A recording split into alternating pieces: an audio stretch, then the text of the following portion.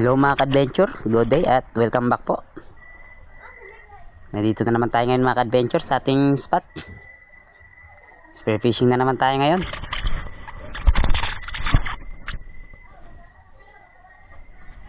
Dito mga ka-adventure, high tide at palutad ito mga ka-adventure. At dito mga ka-adventure, sa gilid nakatira tayo ng mullet fish or banak. Nag-ambush ako dahil may mga kasama. Kaso nga lang, di natin natira yung mga kasama nila. Dahil nga, mailap na sila nang nabawasan natin ng isa. Kaya pagkatapos ito, dumiretso na ako dun sa spot na pinapanaan natin. Masyadong mailap na mga adventure. At dito, nakatira na naman tayo ngayon ng isang malapad na isda. Ito yung ginatawag sa amin natin kubal-kubal. Kasi lang di natin na-videohan na naman. Pangalawang isda na to na di natin na-videohan. Good size na to mga ka-adventure. At solve na yung pang-ulam nito. Isang mullet fish at saka kubal-kubal.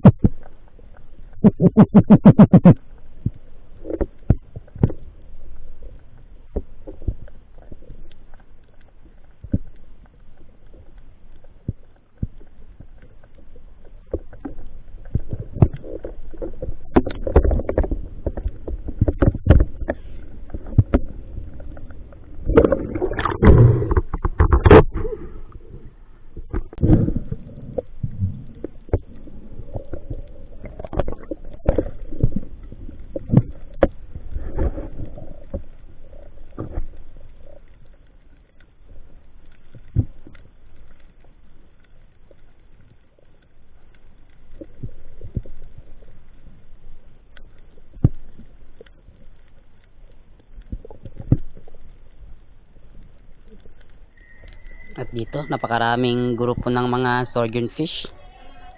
At meron sana akong target dito na isang chicard snapper. Kasi lang di ko natira dahil distansya pa siya, masyado pang malayo. Kaya nag-resurface na lang ako mga ka-adventure. At nabayaan ko na lang dahil di pa na masyadong kalakihan.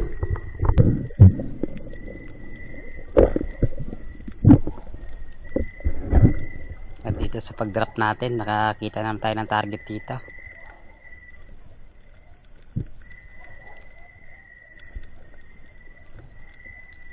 Sa isang chicard snapper pa rin to.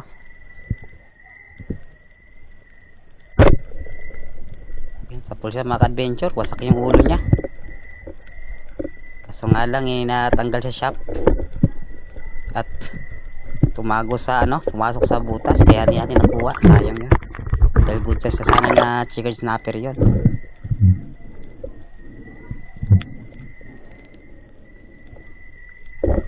At dito sa may nakita ko ditong dalawang titan triggerfish, good size na mga adventure, kaya nag drop shot ako dahil medyo maamo. Ayun na, curious siya, kaya natira natin sa po siya mga adventure. Successful yung pag drop shot natin. Ito, meron na tayong pang ihaw. Napakasarap ihawin tong titan triggerfish or kitag sa amin po pakon.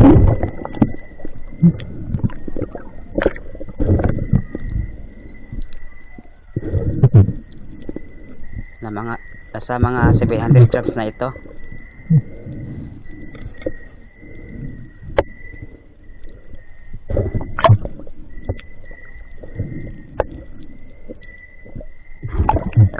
Makaabot na ito na 1 kilo.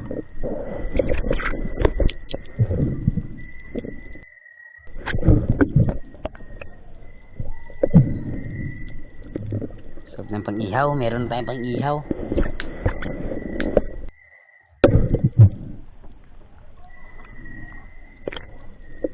Ito ilalagay natin sa stringer. Kaya pala mabigat yung buya natin, may dadala palang samo, yung tinatawag sa aming samo. Na pangatlong isda natin mga ka-adventure, isang triggerfish.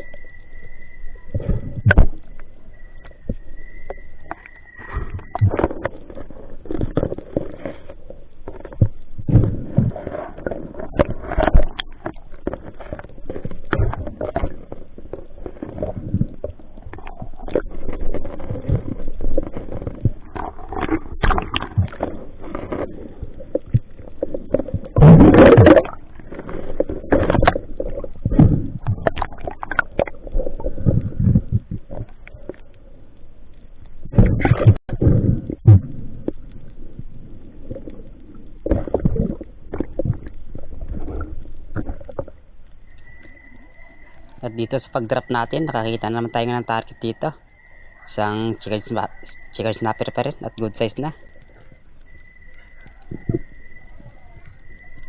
Yan mga ka-adventure, sinusundan ko na. At di ko pa tira-tira dahil napakalikot. At dito nga sa paglabas sa bato, ayun. Tira natin at sa pool. Pang-apat na isda natin mga ka-adventure. Isang chicken snapper. Spot ito mga adventure, wala pa tayong nakitang mga mamaw dito. Kahit umabot tayo sa 18 meters, hindi pa tayo nakita ng malaking isda dito. Ito lang yung malapit sa amin na spot.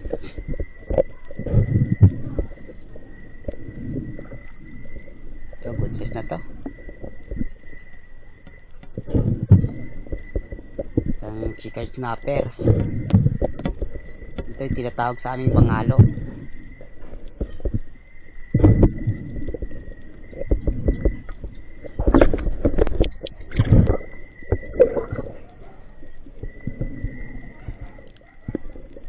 At dito mga adventure, pinuntahan ko yung bahay ng mga sweet lips. Ito yung malaking bato na to. Nakakadali na tayo ng sweet lips dito, mga 2 kilo na isa dati. At dito naglalagay yung mga kasamang di natin nakuha dati. At dito nga sa pag-drop natin, marami sila. Kaso nga lang nakalata sa atin, kaya sa paglapit natin, naglanguyan agad. Hindi lang masyadong makita sa video natin dahil nga medyo malabo yung dagat ngayon. May malaki sana dyan, mga 3 kilo na yan.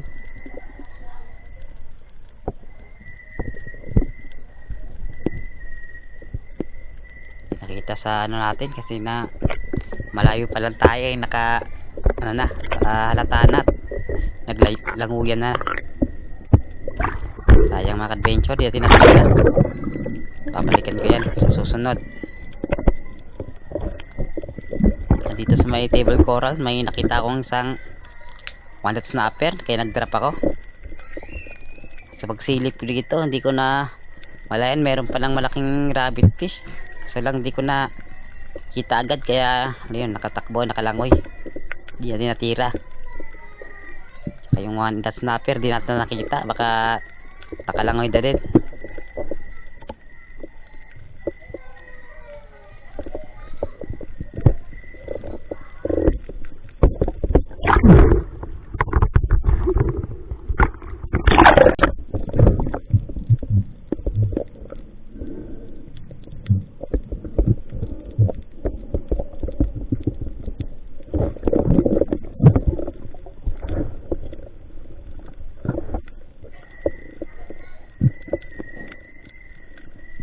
Sa pag-drop ko dito mga ka-adventure, nakita tayo ng maraming mga buffalo emperor.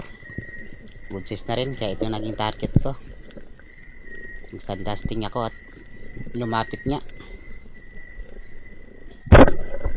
Ayun, sa pool siya mga ka-adventure. Sarap sa sabaw to. Isang buffalo emperor. Kaya tawag sa amin itong katambak.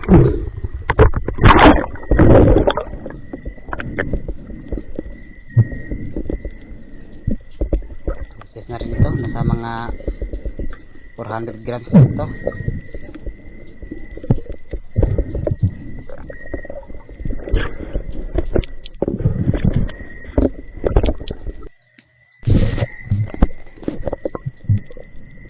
Habang sa taas ako, yung nakakita na naman ako ng grupo ng mga Buffalo Emperor.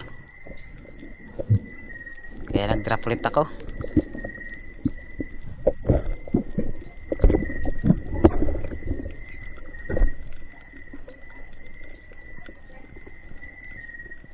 May mga parrot fish. Ito, lumapit yung isa. Yun, ito na yung natira natin. Isang good size na parrot fish. Tapos yung shot natin sa sobrang lapit dahil napagkaamo niya. Malaki na ito mga adventure. Napakasarap din kilawin itong isda na ito.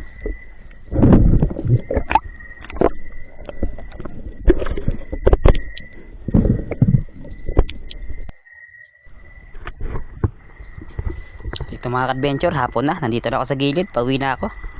At ito na yung nadali ko. Kasi mga 2 kilo mahigit na rin ito. Meron tayong malaking Titan cricket fish, pang ihaw. May mga pansabaw. 5 oras sa pag-dive mga adventure. Ito yung nahuli natin.